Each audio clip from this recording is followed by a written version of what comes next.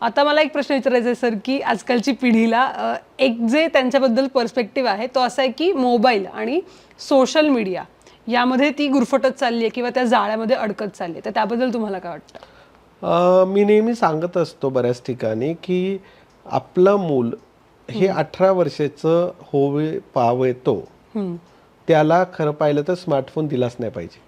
बरोबर सर, मला पण सांगायला आवडेल की मी फर्स्ट इयरला गेल्यानंतर माझा पहिला फोन आला होता माझ्याकडे. माझा मुलगा जो आहे तो आत्ता जस्ट 12वी पास झाला. त्याच्यानंतर त्याचा आत्ता सीईटीचा रिझल्ट आला.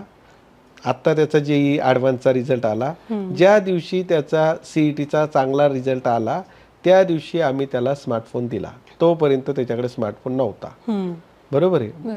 मुलीला तर अजून जोपर्यंत ती 12वी क्रॉस होत नाही तोपर्यंत तिच्याकडे स्मार्टफोन येणार नाही. पण आज असं आपण बघतोय की 8वीलाच मुलांकडे फोन आहेत. बरोबर आहे. 5वीला पण काही मुलांकडे फोन आहेत. बरोबर आहे. आणि त्याच्यामुळे ह्या पिढीला आपण काय संस्कार देतोय ते पण महत्वाचं आहे. आणि कधी कधी पालकांनी थोडीशी कठोर भूमिका घेतली पाहिजे असं मला वाटतं. बऱ्याच वेळा मग मुलं आकटतांडव करतात, त्रागा करतात, रागराग करतात, चिडचिड करतात. मग लोक म्हणतात नको डोक्याला ताण, देऊन टाका मोबाईल. बरोबर ना. पण आज काय, मोबाईल आज देतो आपण पण त्याचे परिणाम जे भोगावे लागणार ते आता लगेच नाही भोगावे लागत. ते 5 वर्षांनी 7 वर्षांनी. सर शाळेत असल्यापेक्षा पण मला वाटतं की जेव्हा लहान असतं मूल, जेव्हा ते जेवण जेवत नाही, म्हणजे अगदी 2-3 वर्षाच्या मुलांनाही आजकाल त्यांचे पालक फोन दाखवतात की बाबा जेव, तर मग मला वाटतं ती सुरुवात तिकडूनच होतीये. नाही अगदी खरं आहे ना. म्हणजे मी माझ्या भावाची मिसेस आहे तिच्याबरोबर एक दिवस अशी चर्चा करत होतो. तर ती बोलत होती की आपला जो स्वराज आहे त्यांचा मुलगा तो अगोदर युट्यूब म्हणायला शिकला आणि नंतर पप्पा म्हणायला शिकला. ओके, म्हणजे अशी परिस्थिती आहे. आधी युट्यूब शिकला आणि मग पप्पा. तर एकंदर ही परिस्थिती खूप भयानक आहे. आणि लोकांना पण वाटतं की मुलगा जर जेवलाच नाही तर तो ग्रो कसा होईल. मग लोक पण मोबाईल हातात देतात. पण लोक हा विचार करत नाही की तो मोठा होऊन फायदा नाही. बरोबर ना. कारण तो नुसता ग्रो झाला पण तो मोबाईलला अडिक्ट झाला, त्याच्या डोळ्यांना त्रास झाला, तर हे त्याला भविष्यामध्ये मोठा होऊन काय फायदा आहे जर तो चुकीच्या पद्धतीने मोठा होत असेल. बरोबर. याच प्रश्नाला धरून माझा पुढचा प्रश्न आहे सर, की फॉर एक्झाम्पल मी एक जेनझी आहे आणि मला सवय आहे थोडीशी ही वाईट की थोडंसं मटेरियलिस्टिक हॅपीनेसच्या मागे धावण्याची, की मी जर एखाद्या रेस्टॉरंटमध्ये गेले आणि तिकडचा फोटो काढून टाकला, किंवा माझा एखादा मित्र असेल तो त्याच्या मित्राच्या कारच्या समोर उभा राहिला आणि फोटो काढून टाकला.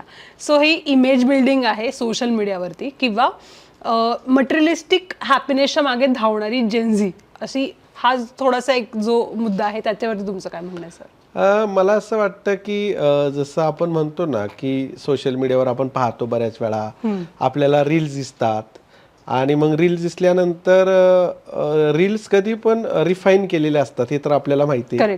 बरोबर आहे. आणि रील्स मध्ये जेव्हा एखादा व्यक्ती आपल्याला दिसतो त्यावेळेस त्याचं पूर्व आयुष्य, त्याच्या आयुष्यातला संघर्ष, त्याचं कुटुंब, त्याचं सोशल बॅकग्राऊंड हे आपल्याला काही माहित नसतं. बरोबर.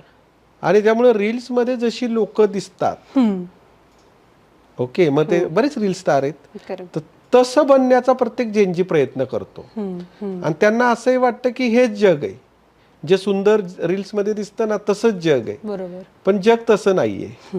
जग खूप संघर्षाचं आहे, जग खूप परिश्रमाचं आहे, जग खूप कष्टाचं आहे. ओके, जग तसं पाहिलं तर सोशल सर्व्हिसचं आहे, जग एकमेकाला सहकार्य करण्याचं आहे, जग एकमेकाला मदत करण्याचं आहे. आणि त्याच्यामुळे वास्तविकता काय आहे याचं आकलन किंवा जाणीव जेनजीला नाहीये. आणि त्याच्यामध्ये पालक पण काही अंशी जबाबदार आहेत. म्हणजे पूर्वी आपण मामाच्या गावाला जायचो, बरोबर आहे, काकांकडे जायचो, रिलेटिव्ह कडे जायचो. आता काय झालंय की आपले आई वडील न्यूट्रल, काय म्हणतात त्याला, छोटी फॅमिली, न्यूक्लियर फॅमिली.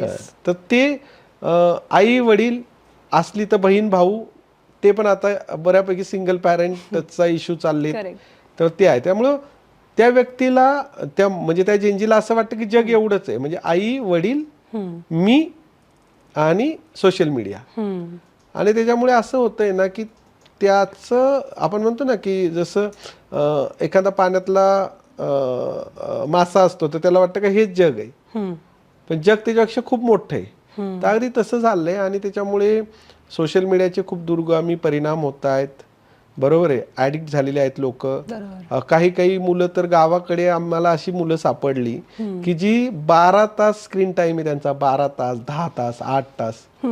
तर एवढा जर स्क्रीन टाइम एखाद्या व्यक्तीचा राहत असेल तर मी अगोदर सांगितलं की जसं मोबाईलला रॅम असतो तसं आपल्या मेंदूमध्ये जे काही फंक्शनिंग आहे ते किती डिस्टर्ब होत असेल. म्हणजे स्वतः काहीतरी विचार करण्याची किंवा स्वतः काहीतरी कल्पना करण्याची क्षमता ह्या सोशल मीडियामुळे हरवत जाती का काय किंवा लुप्त होती काय, अशी सुद्धा काही संशोधक किंवा सायंटिस्ट भीती व्यक्त करतायत आणि ती खरी आहे.